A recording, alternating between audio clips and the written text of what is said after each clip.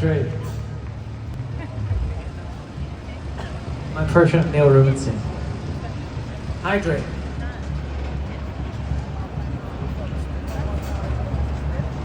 I went to my grandmother's last night. She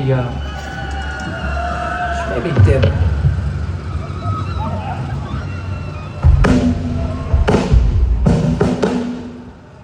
And then he'll try to talk again 20 times. He's literally, it wasn't until recently that I understood that his humor is just that. It's the waiting to continue a story that might not have a punchline. And then under his breath, all right. Yeah. And he's like, he dances on controversy, kind of, but it's not really. It's just like, it's like the most mild-mannered sort of, kind of strong opinion, but it's not. You can easily backtrack out of your opinion. Yeah.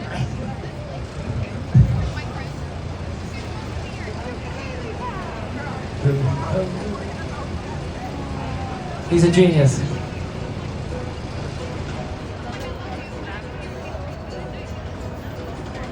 I play bass on the side. Ooh.